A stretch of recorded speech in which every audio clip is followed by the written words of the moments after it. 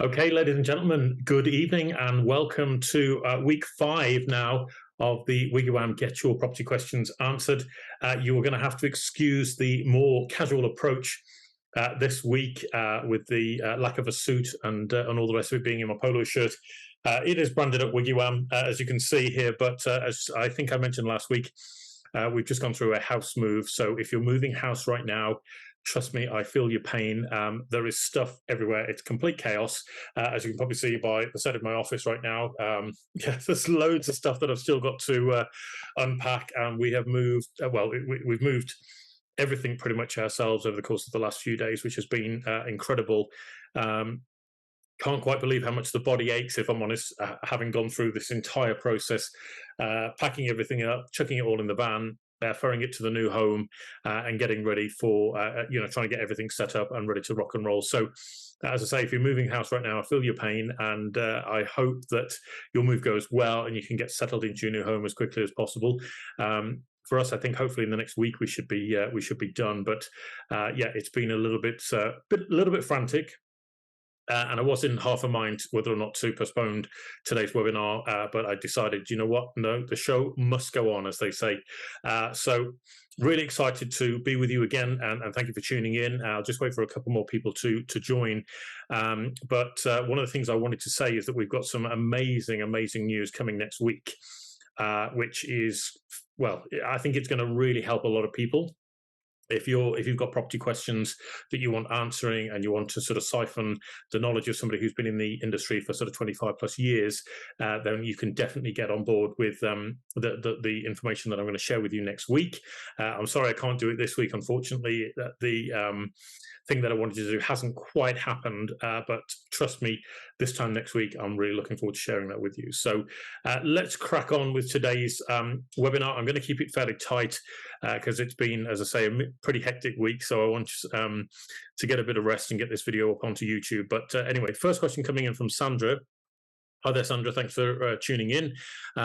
Sandra's question is, I'm thinking about getting into property investing as the value of my pension has just crashed. Do you have any hints and tips for beginners on getting started? And what are the key things to be aware of? Okay, Sandra, great question. Thank you for that. A couple of things about building your own property portfolio, Sandra. Property investing is one of the things that a lot of people want to get into. And that's particularly driven by shows such as Homes Under the Hammer, or those sorts of programs that focus on people buying a property, renovating it, and then selling it on or making a profit and that sort of thing. So it's pretty exciting. And the one thing I want to say is that mistakes in property can be quite expensive. And if you get it wrong, obviously you could end up overpaying for a property, or you could end up in a situation where you buy something that you think is a bit of a bargain.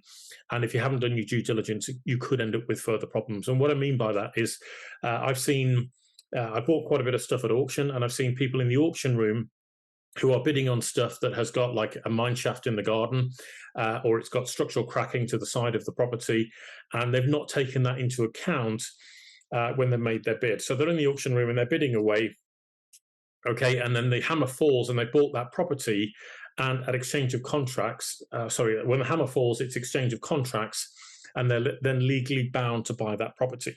Now, if you're not a cash buyer and you've arranged that you need to get a mortgage on that property, then there's going to be complications potentially with a lender who may refuse to provide finance on that property because of the mine shaft or the cracks in the sidewall or any other complication that might be there in the legal title. So the important thing to say here is that if you are thinking about getting into property investing, you need to be educated. You need to kind of get a good grounding in what's actually required, because buying a property for investment, i.e. to buy to rent out, is very different from doing a property purchase for somewhere that you want to live yourself.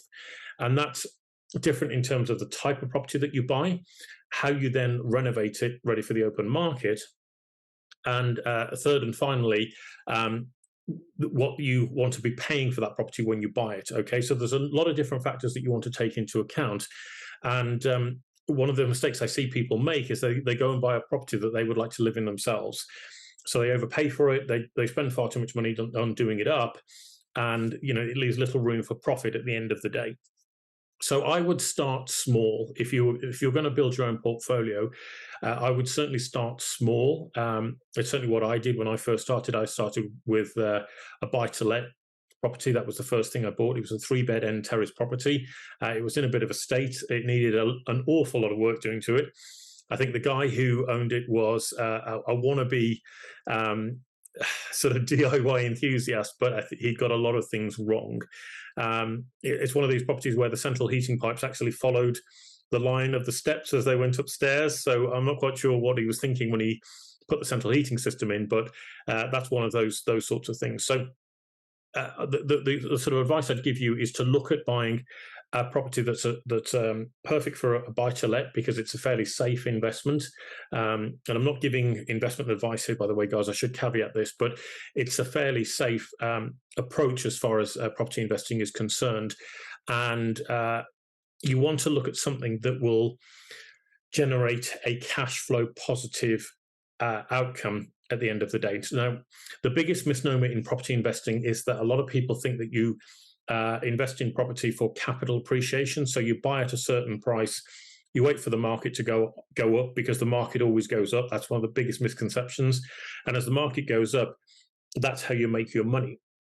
But actually, if you look at how the professionals do it, what they do is they buy at a discount. And this is one of the biggest problems for people to get their heads around, is how to buy a property at a discount.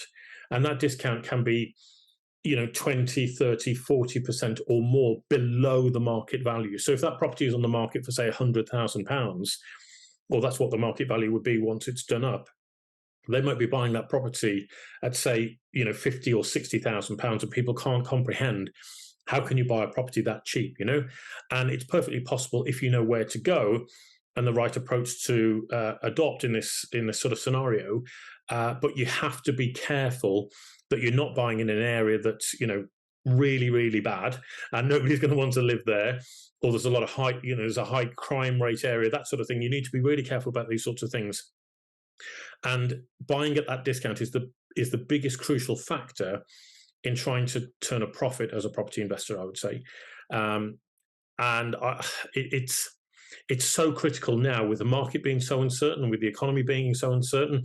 It's so critical, in my opinion, to make sure that you're buying at a deeper discount. Okay. And if you're wanting to know more about this, then I'm going to encourage you to go to the WiggyWam website and go to our learning center on the WiggyWam website.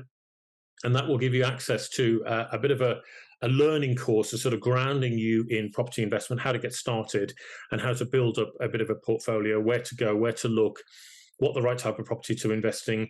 And then also, one of the other big tips I can give you is to make sure that the deals that you're buying are what's known as cash flow positive. And what I mean by that is, when you, as I said, the biggest misnomer in property is that you buy a property, you wait for the market to go up, and then you make a profit, right? What the professionals are doing, they're buying at discount, okay, to begin with. So they've already built a profit margin into the deal. And then what they then do is that they have profit at the end of the month from the rent minus all their expenses. Okay, so they have the rental income coming in, and then they deduct the mortgage, they deduct the lettings and management fee, which is important because you don't want to be doing the lettings and management yourself. Give that to a letting agent to do. And then the third thing is we take into account what's known as monthly operating expenses. So there will always be things that you need to put money aside for, such as repairs and maintenance on the property, or things like gas safety inspections on your boiler, electrical safety inspections, EPC certificates, all that sort of thing. You need to set some money aside every single month to allow for that. And I'd encourage you to do it properly, because a lot of people, when they first get started, they throw themselves into it, and then they think they're going to manage the property themselves. They're going to take care of all the repairs and maintenance themselves. And whilst that might seem like a really good idea, the reality is it's better to get other people to do it for you, particularly if you're going to try and grow a portfolio at scale. All right. So a couple of ideas that I've given you there, Sandra. I hope that helps. If there's any more sort of guidance that you need on that, feel free to reach out to me. Be happy to help you on that one as well. And as I say, check out the Learning Center on the WiggyWam website, because, as I say, we put together a bit of a mini course there that will help you sort of get started and understand the mentality of what it takes to go out there and start building a property portfolio. Okay. The other thing I'm going to say to that is I know that we've got a wide variety of audiences watching these sorts of videos. So if you're a letting agent and you're wondering how to attract portfolio landlords, particularly because you think they're going to bring a large swathe of properties to you and they're going to be a great client to have on board, you're not wrong. But one of the things I will encourage you to do is to understand how they think.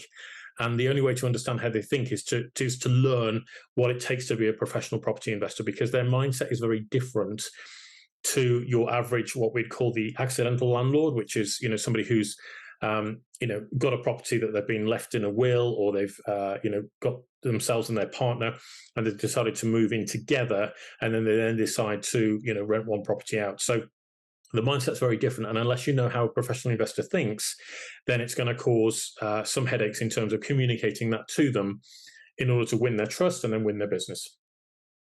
Okay, so I hope that helps, Sandra. Thanks for your question there, and let me know if you need any more support. Okay. Right, moving on to question number 2 with Kenneth. Bit of a long one here, Kenneth, but we moved from Scotland to England in February for my new job. We are currently living in rented accommodation. We've already had one sale fall through on a house we were looking to buy. The experience was exasperating, to say the least, and the communication was dreadful with the solicitors. The sellers got so stressed out, and in the end, they pulled out and took the property off the market. In Scotland, our process is much better, where solicitors also act as estate agents. Why is this setup not common practice in England when it makes so much sense? We desperately need to find somewhere, but dreading going through the same thing again. We already lost money going through the first sale. Any advice would be appreciated as to the best way forward. We're cash buyers, recently married and sold 2 properties, so we have no issues regarding a mortgage, etc. All right, Kenneth, thank you for that question.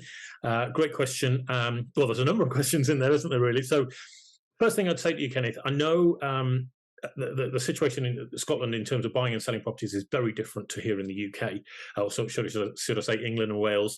And if you're looking to get a quick, sharp purchase done, which is no bad thing, I would seriously consider looking at auctions as a way to find the right property and then buy it quickly. Okay.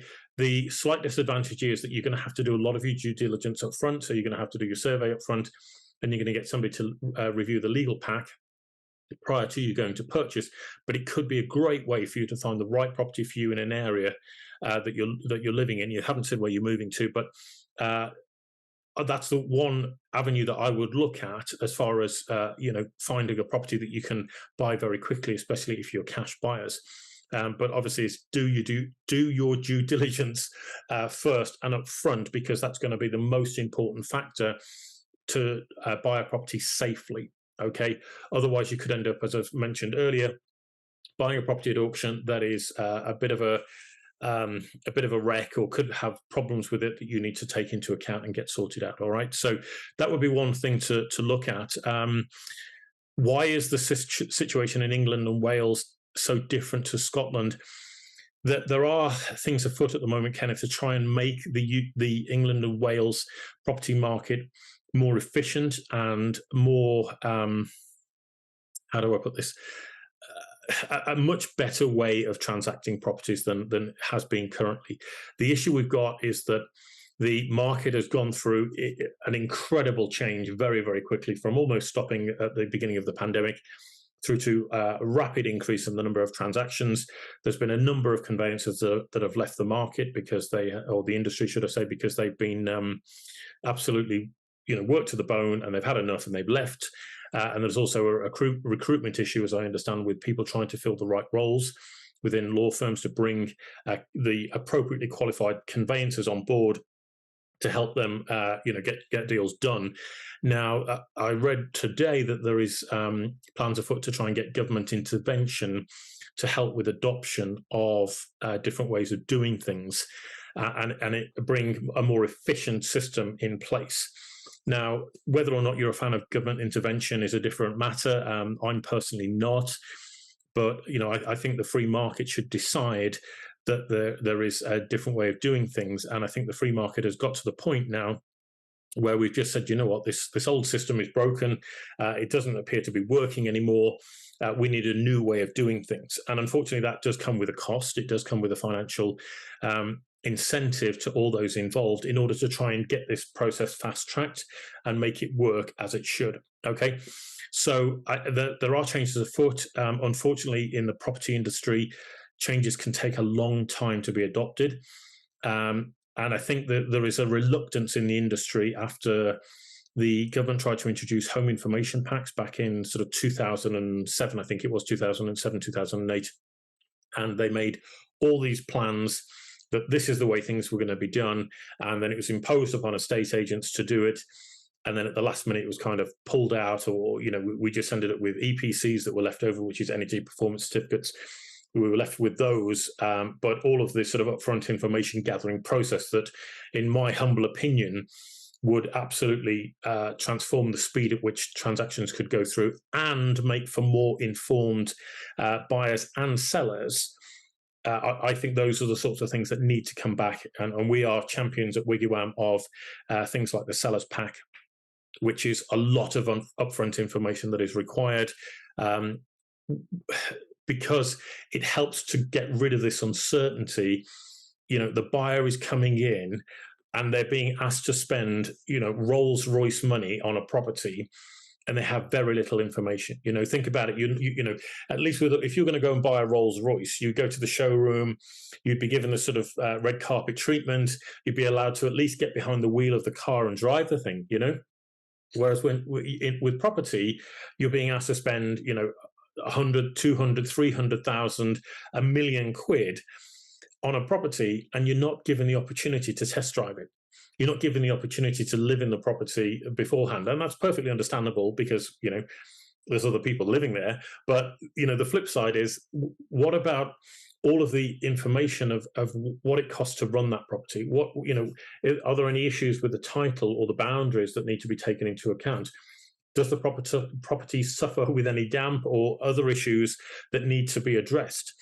And the only way to find this out is to incur a cost as the buyer. And as you found to your detriment, Kenneth, unfortunately, that you've lost money by going through this process and then finding out that there was issues and obstacles that couldn't be overcome, and you've had to pull out of the deal. So I know it's a bit of a pain. The one tip I can give you is to, before you go out to buy your next property, please get a cost indemnity insurance policy in place, okay? And that will underwrite your costs that you're going to be spending out on surveyors, mortgage broker. Well, you're a cash buyer, so at least with your survey costs and your legal costs, they'll be underwritten. So God forbid, the same thing happens again. At least you'll know you're going to get some of those costs back, okay? So hope that helps, Kenneth. If you need any more information, again, we're here for you. Just let us know, and I'll be happy to help you out as much as we can. All right. Thanks for the question there, Kenneth. All right, moving on to question number 3 here. This is from Roy. Hi there, Roy. Thanks for joining us. I've been in the buy-to-let business in Brighton for over a decade, and finding good, reliable tradesmen, or any trade really, builders, plumbers, renovation companies, to be a real struggle. One of my properties is a large project. I've contacted at least 10 different companies. I managed to meet with just 3. The first one wasn't interested and never quoted. The second one way overpriced the job. The third one seemed okay and was prepared to go with him, but he doesn't answer calls or emails. Check a Trade and My Builder are a joke. You can find people on those sites, but they are mostly subpar. Any good advice on how to find and retain good tradesmen? I posted my question in numerous forums to try and get a good answer, but most replies came from people with the same unresolved issues. Some said that many of the good trades were foreigners who went home after Brexit. Okay, Roy, well, thanks for the question there. I'm sorry to hear that you've had these issues. I can't comment so much on what you were suggesting about the other sites that are out there that you're trying to find people.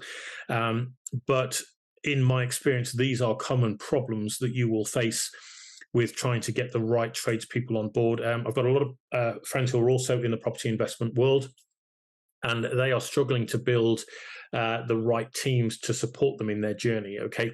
And I think that's a sign of the times, really. So again, what tends to happen, a bit of a history lesson, if you like, with this, Roy, is that because the economy goes in cycles, okay, so we have this sort of boom bust cycle.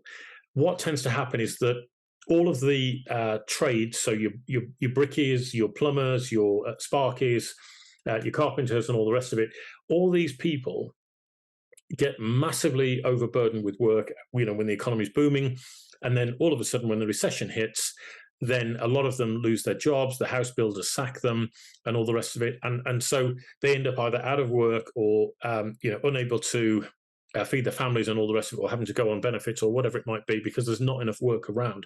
And so as a consequence, a lot of these tradies will leave the industry and go and find a more stable profession to pursue. And I can't say as I blame them, because it must be really dreadful if you've earned really good money and then all of a sudden it's kind of on this feast and famine approach. So there is an issue with a lot of tradies that have left the industry. And combined with that, a lot of people have, coming through school, have been given this sort of idea that the best way to approach life is to go for a more of a desk job than actually being on the tools. And as a consequence, because of the limited number of people that are available, you kind of end up with this almost price war, if you like, of trying to get hold of good people. And, the cost of getting them has been steadily increasing, certainly over the course of the last couple of years. I recently met with a friend of mine, Nick. He's a property investor who's doing a lot of good stuff at the moment. And he said trying to get hold of good builders, was just crazy. He was having the day rates that the main house builders were paying for bricklayers alone. He said it was just absolutely staggering. So that's a bit of a history lesson. But to answer your question in more detail, what I would say is one of the places to go and look, which is pretty overlooked, to be honest with you, is to go to a local BNI meeting in your area. And if you're down in Brighton, there might be one or two chapters in Brighton or surrounding areas. And the BNI meetings, you'll find them, just do a quick search on the internet there. But the BNI meetings are great because you'll sometimes have builders that are there who are, searching for business, and therefore you can build a good relationship. And the good thing is that those people have to turn up to that meeting every single week. Now, if you're there as you're going there as either a visitor or as a guest, and then you decide that you might want to join for whatever reason, because you might find it good for building your buy-to-let business, then you by going there every week and meeting the builder there every week, chances are they're going to have to do a good job for you. Otherwise, it's going to be pretty embarrassing when you go there the following week. So that might be one way to tackle it. The other thing is that they may have builders that are there, or people that know builders that can refer you to them, because the whole idea is it's all about business networking and feeding leads to one another. So if people are prepared to recommend friends and family that are builders and all the rest of it, it may well put you in a strong position where you'll get a reliable recommendation. So that would be one thing to think about. The other alternative, of course, is to go to the local pubs in the area at 4:00 on a Friday, and you'll see all the tradies there. I'm joking, okay, if that's not clear. But that would be one place I would certainly recommend doing, is going to the BNI. The other one to think about would be to look up if there's any property investing groups in your locality. Within Brighton, I'm sure there are down there. Things like property investor network meetings. I think there's also a property entrepreneurs network as well in that neck of the woods. Go there and talk to some of the other property investors and see if they've got recommendations. Because if you're doing a number of projects here, Roy, if you're doing a number of different projects, hopefully you can build a core team that you can move from one project to another. Okay, and that worked for me quite well. And I found my one builder through BNI, and he then recruited other people to work underneath him. And I think we did about 6 or 7 projects together. They were fairly quick sort of flips, turnarounds, and properties that we bought to renovate to let out. And everything was going really, really well. He was getting regular work. He was very, very happy. And then I got him involved with doing a house up that I bought to live in. And I kid you not, the kitchen was small. but it took him about 6 weeks to do this kitchen. And I was traveling a lot at the time, doing a lot of mentoring and speaking to help people with their property journey. And I'm sitting there, sometimes with my head in my hands going, what on earth is this? I've given this builder so much work, and he's taken him 6 weeks to fit this kitchen, and in the end we had a bit of a, well, we came to cross words over it, because it was so I found it so difficult, that we'd done all these projects together, and I thought we were getting on great, and then all of a sudden, for whatever reason, this was an obstacle that we couldn't quite overcome. So hopefully that's some guidance there for you, Roy, and I hope it's given you some background as to where to go and to get the right support in what you're doing. And again, if there's anything else that we can do, it is one of the things that we are trying to build into the WiggyWam platform, is also things like this sort of finding the right tradespeople that are trusted and verified by user reviews that are fully authenticated as part of the process, and that is something that we're building at the moment, getting the right people on board, so that people can have trust in going to that one site and then getting the right people on board to help them with their projects. So hopefully that's useful, Roy, and good luck with that. Let us know if we can do anything else to support you. Okay. And a question here now from Steve. Quite a long one here, Steve, as well. We're looking to get a survey done on the house we're buying, and have a couple of questions. First is, where do I go that is reliable to find a qualified surveyor? What should I look for when choosing a surveyor? Is there anywhere that shows past customer experiences and even reviews for surveyors that are not fabricated? The house we're buying is a 1920s semi-detached 3-bed. There's what looks like a damp patch in one of the bedrooms, which looks like the seller has tried to cover it up. What type of surveys are available? And of those, which do you think we should have given the age of the property?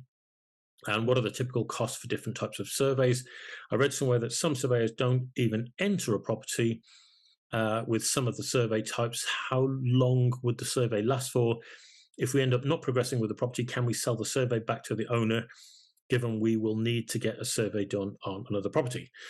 Wow. Okay, Steve, thank you for those questions. Great that you're in the market and you're going out to find a property, and very sensible to be looking to get an expert looking at this for you as a surveyor, who can go in there and check it all out and make sure that it's all okay. All right. So I want to, first of all, start with where to go to find the right surveyor for you. There's a couple of sites I'm going to give you to have a look.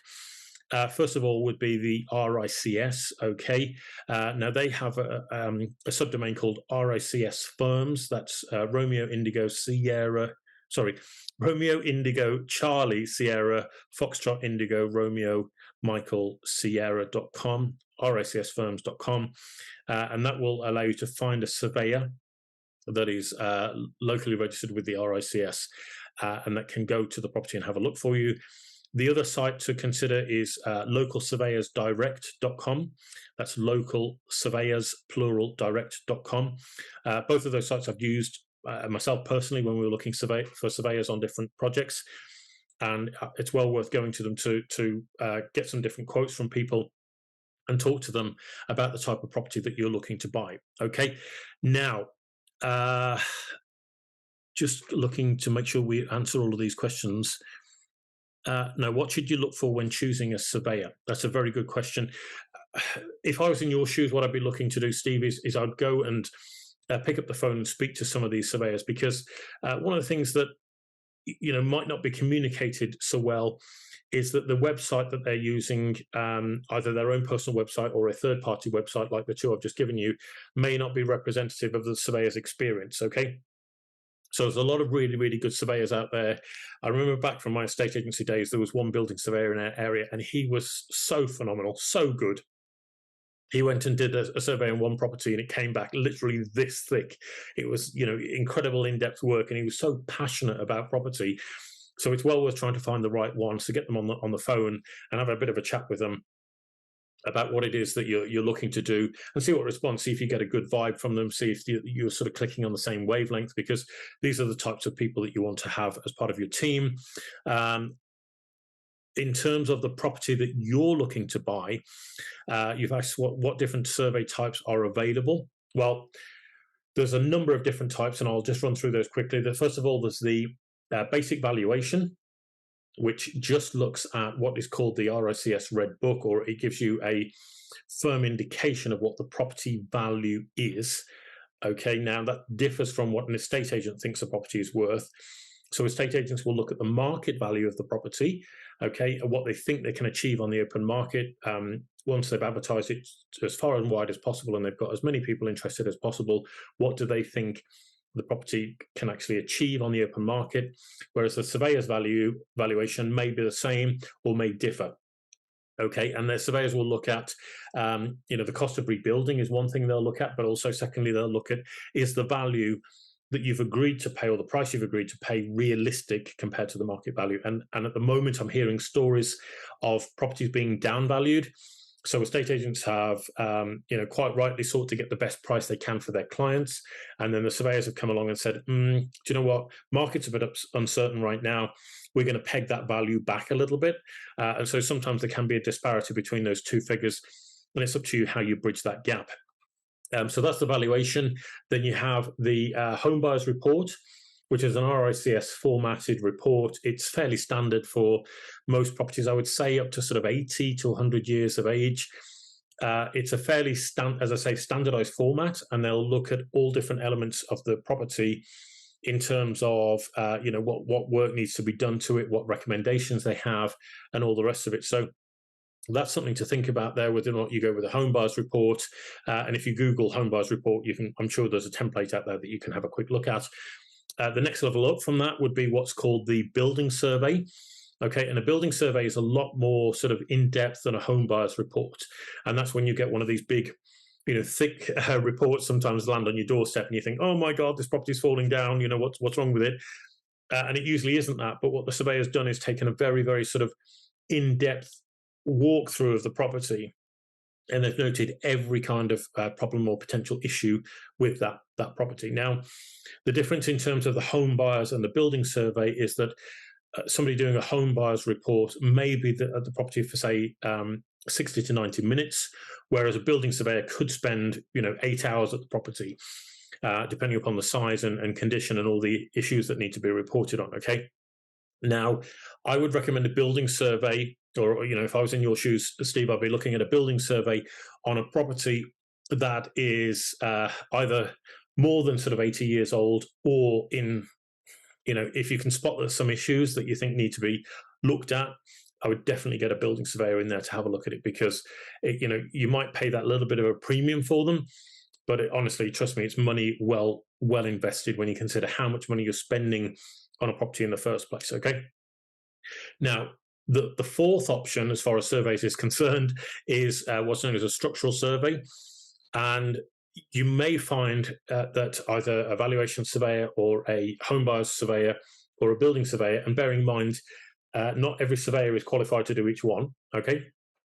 So you might find that each one of those surveyors may then recommend a structural survey if there's certain issues that they can't quite diagnose themselves, okay? So let's say, for example, the building surveyor turns up at the property, notices there's a bit of a crack in the wall, or they see that there's been an RSJ put in place and they're not quite sure whether or not it's strong enough to hold the property up, or there's other issues that they've identified. They may say, we recommend a structural surveyor to either look at the whole of the property or a particular aspect of the property that needs a bit more investigation. And what structural surveyors do is they're a bit more mathematical in their approach, and they will drill down a little bit further as to what is the cause of a particular issue, and that might involve intrusive investigation. And what that means is it might be that we've got to agree that some of the plasterwork's got to be removed, or some of the ground outside has to be removed to check on the foundations of the property. And obviously this requires the owner's permission. So we can't just go knocking holes in the wall or anything like that. We can't just go digging up the ground. We have to get the owner's permission. So that can be quite an intensive and intrusive process to go through.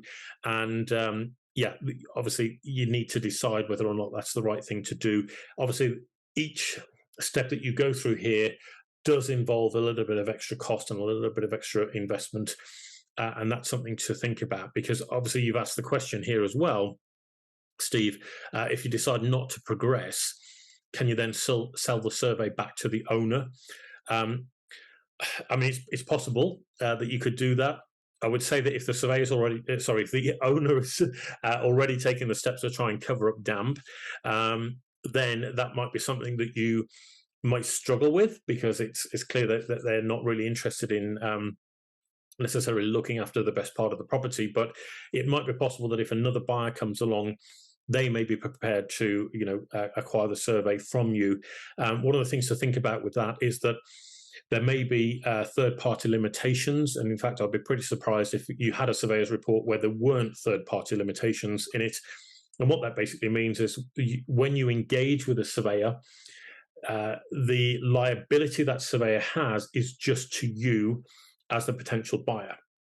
Now, this sort of stops them. It's an indemnity. Sorry, it's a limitation. That's the word I was looking for. Sorry, guys, I'm a bit tired.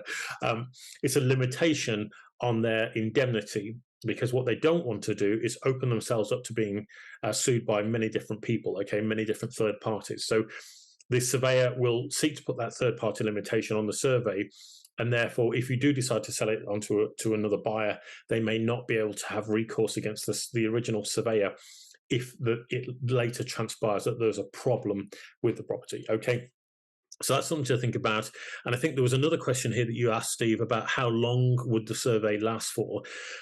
What you have to bear in mind is that when the surveyor does the inspection and the report, it's really a snapshot in time of the condition of the property at that moment. That doesn't mean to say that, a week later, a day later, a month later, that there's not then issues that arise in the property that the surveyor either couldn't reasonably foresee, or that happened after the surveyor's been to see the property. And as a consequence, you've got to bear in mind that it is just a snapshot. Now, one of the things that's worth repeating is that properties are constantly under the abuse of elements. They've got sunshine, you've got rain, you've got snow, you've got frost, you've got heavy winds, you've got all the fabric of the property is under constant attack from the elements. And the biggest thing that I used to see as a surveyor is when you go to a property, it's all the little maintenance jobs, that get overlooked, that then cause a problem further down the line. A typical one would be, say, guttering, guttering around the roof, and the guttering springs a leak, and then you've got rainwater dripping down the front of the property. That's a fairly common issue. Now, that can lead to things like damp staining on walls, or it can look unsightly. You might get green moss growing on the front of the property. Obviously, the guttering isn't doing the job that it's designed to do, and the cost of that quick fix, is probably a jobbing builder and his mate to hold the ladder could be a 10-minute job with a bit of silicone just to fix the guttering. And I'll give you an example. I went to a huge grade 2 listed property about a month ago, and they had exactly this issue, where the roof came down into a bit of a valley, if you like, and all the rainwater fed into one particular gutter head, and that was blocked. So somebody needed to go up there with a bucket, clean all the muck out, all the leaves, all the plants that were growing in there, and all the rest of it, so that the water could flow freely through the mouth of the guttering and down the downpipe. Now, because that gutter was blocked, water was cascading down the front of the property. It had penetrated into the side of the house, and I would estimate it's probably caused at least £10,000 worth of damage. So for what would have been probably £100 fix, for a guy with a ladder and all the rest of it, has turned out to be a £10,000 potential dry rot issue that needs to be resolved. Now that, as I say, that's on a very substantial grade 2 listed property, but the same rules apply when it comes to your domestic residents, and that's some of the things that I would recommend that that's why you're employing a surveyor. They're trained to look at these sorts of things And that's exactly what you want them to do when they go and have a look at a property on your behalf. So hopefully that's really helped you, Steve. Again, same advice as well, the same recommendation, should I say, that I said earlier about getting a cost indemnity insurance in place. If you're going to be spending money out on these different types of surveys and legal costs, and you're not sure whether or not the deal's going to go ahead, which is the uncertainty, unfortunately, with the English and Welsh systems, then I would definitely look at putting your cost indemnity insurance policy in place. Reach out to me if you need any help with that. I'd be happy to guide you on that. Happy to help you as much as I can. And hopefully that gives you the answers that you're looking for, Steve. But if not, let me know. All right, guys. So that is the end of today's webinar. Thank you so much for joining me. Really impressed that you're showing up week in, week out. We're getting some great feedback and responses. So don't forget that you can send us your questions anytime you'd like, either on email, happytohelp@wiggywam.co.uk, or you can send them to us via Twitter, or you can go to our WiggyWam website, log into there, and then send us some questions directly. I'd be more than happy to answer them. I'm really excited to be doing these webinars. I get a lot of fun and enjoyment out of them. And even though this last week has been complete chaos, I've really enjoyed it because it's given us an opportunity to have a bit of normality and at least get the office fairly ready for doing this webinar today. So thanks for your time and attention, guys. Look forward to joining you again, same time next week, and hope you have an amazing evening. All right, guys, take care. See you again. Bye-bye.